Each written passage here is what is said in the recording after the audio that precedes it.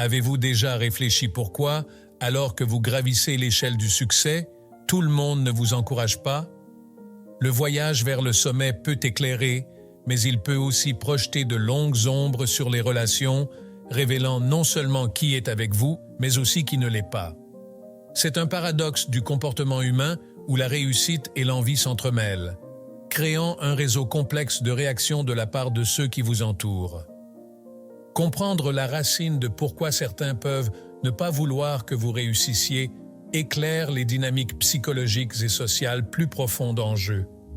Il ne s'agit pas seulement de naviguer sur le chemin du succès, mais aussi de comprendre comment maintenir des connexions positives pendant votre ascension.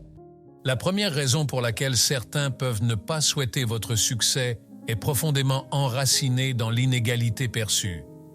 Le succès, de par sa nature même, met en lumière les réalisations de ceux qui l'atteignent, projetant une lueur radieuse qui peut paradoxalement approfondir les ombres dans la vie de ceux qui atteignent encore leur propre lumière.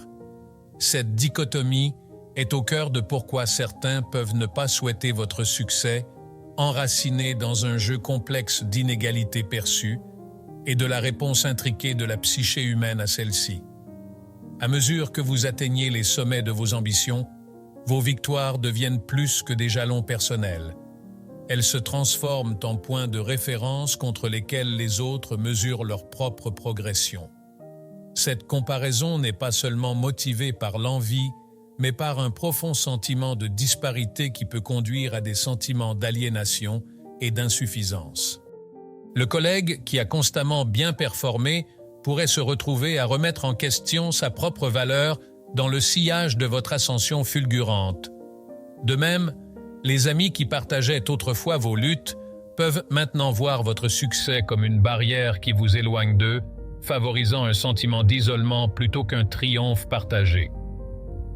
Ce phénomène souligne un aspect fondamental de la nature humaine, le besoin de se sentir valorisé et vu. Lorsque le succès semble favoriser un individu plutôt que de nombreux, il peut involontairement souligner les divisions parmi nous, transformant ce qui devrait être une source d'inspiration collective en un point de contention. C'est ici que la responsabilité du succès devient évidente. Le défi n'est pas de diminuer l'éclat de vos réalisations, mais d'utiliser votre succès comme un phare qui guide et élève les autres, illuminant des chemins non seulement pour vous-même, mais aussi pour ceux qui vous entourent. La clé pour naviguer l'émotion complexe entourant le succès réside dans l'empathie et la compréhension. Reconnaissant l'impact de vos réalisations sur les autres exige une sensibilité qui va au-delà de la simple reconnaissance. Elle exige un engagement actif avec ceux qui se sentent laissés dans votre sillage, offrant un soutien, des encouragements et, surtout, démontrant que le succès n'est pas un jeu à somme nulle. Il s'agit de créer des espaces où les réalisations sont célébrées non pas comme des victoires singulières, mais comme des gains communaux, où chaque succès est un pas en avant pour tous. Sous cette lumière, le succès transcende ses frontières traditionnelles, devenant un voyage partagé plutôt qu'une conquête solitaire. Il nous met au défi de repenser la façon dont nous définissons la réussite, nous incitant à considérer les implications plus larges de nos victoires sur nos communautés et relations. En favorisant un environnement d'inclusivité et de soutien, nous pouvons transformer les perceptions d'inégalité en opportunités de croissance collective et d'unité, faisant du succès une marée qui soulève tous les bateaux, pas seulement celui qui navigue le plus rapidement. La deuxième raison découle de la menace que le succès pose à une identité collective.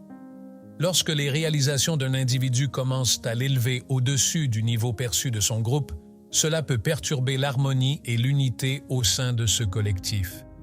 Ce succès n'est pas simplement un triomphe personnel, il est perçu comme une aberration qui perturbe l'équilibre, engendrant un malaise et du ressentiment parmi les membres du groupe. C'est comme un seul oiseau s'envolant du troupeau, laissant les autres à lutter avec la question déstabilisante de pourquoi ils ne volent pas aussi haut. Ce phénomène est particulièrement prononcé dans les groupes étroitement unis où l'uniformité est valorisée et les écarts sont vus avec suspicion. le succès devient un miroir reflétant les insécurités du groupe et les disparités entre les potentiels individuels. Au lieu d'être une source de fierté collective, le succès est perçu comme un phare d'aliénation, soulignant les différences plutôt que de célébrer les réalisations communes. Le malaise et le ressentiment qui se développent en réponse à cette menace perçue ne sont pas simplement des réactions au succès de l'individu, mais à la peur sous-jacente de perdre une identité partagée. Cela soulève des préoccupations quant à la cohésion du groupe et au rôle au sein de celui-ci, incitant une position défensive contre l'individu à succès pour protéger le sentiment d'appartenance collective. Aborder cette menace pour l'identité du groupe nécessite une approche nuancée qui reconnaît la valeur du succès individuel dans le contexte du collectif. Cela implique de favoriser un environnement où les réalisations sont vues comme des contributions à la force du groupe plutôt que des soustractions de son unité. Cet équilibre délicat assure que le succès renforce plutôt que fracture l'identité collective, promouvant une culture d'élévation mutuelle et d'aspiration partagée. La troisième raison est profondément ancrée dans la peur de l'abandon. Les amis et la famille, les gens qui vous ont encouragé depuis les coulisses, peuvent abriter une crainte silencieuse que votre succès conduise inévitablement à la séparation. C'est une peur non fondée dans la malveillance ou la jalousie, mais dans la préoccupation que votre nouveau statut, vos responsabilités et les mondes que vous naviguez créeront un fossé entre vous et eux, à la fois physiquement et émotionnellement. Cette peur est l'ombre qui suit la lumière de la réussite, jetant le doute sur la force des liens que l'on croyait indestructibles. Considérez le meilleur ami qui a été avec vous dans les moments difficiles, se retrouvant soudainement à naviguer à la périphérie de votre univers en expansion, ou le frère ou la sœur qui vous a vu monter à des hauteurs imprévues, luttant silencieusement avec l'idée de perdre leurs confidents dans un monde auquel ils ne peuvent pas accéder. Ce peur ne concerne pas seulement la distance géographique ou la rareté du temps partagé, elle concerne la déconnexion émotionnelle qui peut accompagner le succès, l'inquiétude non exprimée que la personne qu'il connaissait et aimait pourrait être perdue dans l'attrait d'une nouvelle vie. Aborder la peur de l'abandon nécessite un effort intentionnel pour combler le fossé que le succès pourrait créer. Il s'agit de réaffirmer la valeur de ces relations, de faire des choix conscients pour rester connectés et de démontrer que le succès ne diminue pas l'importance de ceux qui ont fait partie de votre voyage. C'est un engagement à porter l'essence de la maison avec vous, peu importe jusqu'où vous vous aventurez ou à quelle hauteur vous grimpez, garantissant que ceux qui comptent le plus peuvent partager dans votre succès sans la peur d'être laissés pour compte. La quatrième raison tourne autour du défi que le succès pose aux dynamiques et hiérarchies existantes au sein des structures sociales et familiales. Lorsque vous atteignez un niveau de succès qui vous catapulte au-delà des normes établies de votre cercle, cela secoue inévitablement les fondations du statu quo. Ce bouleversement n'est pas seulement question d'envie ou de grief personnel. Il est profondément lié au malaise et à la résistance de ceux qui sont fortement investis dans le maintien des dynamiques de pouvoir et de l'ordre social actuel. Le succès, dans ce contexte, devient un perturbateur, une force qui recalibre les rôles et les attentes au sein de groupes, de familles et de communautés. Il introduit de nouvelles possibilités et voies qui n'étaient pas considérées auparavant, défiant les autres à réévaluer leurs propres positions et aspirations. Pour ceux qui se sont confortablement nichés dans le tissu de la hiérarchie existante, votre ascension représente un déplacement inquiétant, un qui peut les obliger à confronter leur propre complaisance ou peur d'insuffisance. Ce défi au statu quo peut se manifester sous forme de résistance, de critique ou même de tentatives ouvertes pour saper vos réalisations. C'est un mécanisme de protection visant à préserver les structures familières contre le courant de changement que votre succès représente. Surmonter cette résistance nécessite de la patience, de l'empathie et parfois une distance stratégique alors que vous naviguez votre chemin en avant. Il s'agit de comprendre que votre parcours pourrait involontairement pousser les autres à affronter des vérités inconfortables sur leurs propres choix et limitations. Naviguer. Ce défi implique un équilibre délicat d'affirmer votre position nouvellement acquise tout en restant respectueux des dynamiques existantes. Il s'agit de montrer l'exemple, montrant que le succès n'a pas besoin d'être un jeu à somme nulle, mais peut être un catalyseur pour la croissance et l'inspiration pour tous ceux impliqués. En faisant ainsi, vous protégez non seulement vos réalisations, mais aussi ouvrez la porte aux autres pour poursuivre les leurs, transformant potentiellement la résistance en avancement collectif. La 5e raison se plonge dans les émotions puissantes d'envie et de compétitivité que votre succès peut allumer. Le succès, surtout lorsqu'il semble arriver rapidement ou de manière éclatante pour un individu, peut agir comme un catalyseur, remuant des sentiments profondément enracinés d'insuffisance et de rivalité chez les autres. Ce n'est pas simplement le désir d'avoir ce que quelqu'un d'autre possède. C'est une réponse émotionnelle complexe qui oblige les individus à confronter leurs propres manquements perçus, à remettre en question leurs valeurs et à réévaluer leurs capacités à la lumière des réalisations de quelqu'un d'autre. L'envie et la compétitivité, bien que souvent perçues négativement, sont des émotions profondément humaines qui signalent des processus plus profonds en jeu. Lorsque quelqu'un proche de nous ou dans notre sphère sociale atteint un niveau de succès auquel nous aspirons, cela peut servir de miroir, reflétant nos propres doutes, insécurités et ambitions inaccomplies. Cette réflexion n'est pas confortable à affronter. Elle peut conduire à une tourmente de sentiments où l'admiration pour les réalisations de la personne est enchevêtrée avec un mécontentement personnel et un sentiment renouvelé d'urgence à prouver sa propre valeur. Le défi ici ne réside pas dans l'existence de ces sentiments, mais dans la manière dont les individus choisissent de répondre à eux. Alors que certains peuvent laisser l'envie et la compétitivité créer des clivages, engendrant des conflits et de la distance, d'autres peuvent y trouver une motivation à poursuivre leurs propres objectifs avec plus de clarté et de détermination. Naviguer les complexités de l'envie et de la compétitivité nécessite de la grâce, de l'humilité et une compréhension que votre succès peut involontairement souligner des zones sensibles dans la vie des autres. Il s'agit de reconnaître le pouvoir de la réussite à influencer et à façonner les dynamiques autour de vous, et d'utiliser cette influence pour inspirer et élever plutôt que d'aliéner. En abordant le succès avec un état d'esprit axé sur la croissance collective et la poursuite partagée de l'excellence, vous pouvez transformer la rivalité potentielle en une force motrice pour l'élévation commune, prouvant que le succès n'est pas seulement un triomphe individuel mais un phare qui éclaire la voie pour les autres. La 6e raison est enracinée dans la croyance tenue par certains individus dans un jeu à somme nulle du succès, où ils perçoivent les réalisations d'une personne comme limitant intrinsèquement les opportunités disponibles pour les autres. Cette mentalité découle de la fausse conception que le succès, l'opportunité et la reconnaissance sont des ressources finies, que les dons de l'univers sont une tarte avec seulement tant de parts à distribuer. Lorsque vous revendiquez une part de succès, ceux qui adhèrent à cette croyance peuvent sentir que leurs propres chances ont diminué, comme si votre gain était directement corrélé à leur perte. Ce système de croyance crée un paysage de compétition et de rareté où d'autres voient vos réalisations non pas comme une source d'inspiration, mais comme une menace à leur propre succès potentiel. Il engendre un environnement où l'envie s'épanouit et le soutien s'amenuise, car le succès de chaque individu est perçu comme réduisant le champ des opportunités pour tous les autres. Cette perspective à somme nulle non seulement diminue la joie et la camaraderie qui peuvent découler de la célébration des réalisations mutuelles, mais encourage également une culture d'isolement et de division.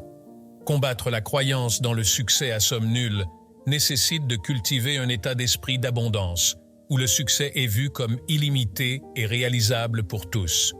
Il s'agit de remettre en question la notion que les cadeaux de l'univers sont en quantité limitée et, au lieu de cela, de promouvoir l'idée que les réalisations d'une personne peuvent effectivement ouvrir la voie aux autres. En soulignant des exemples de succès mutuels et en démontrant que vos réalisations peuvent inspirer et ouvrir des portes pour ceux qui vous entourent, vous pouvez commencer à déplacer le récit de la compétition à la collaboration. Encourager une croyance dans l'abondance plutôt que dans la rareté transforme non seulement la manière dont les individus perçoivent le succès, mais favorise également un environnement plus solidaire et inclusif.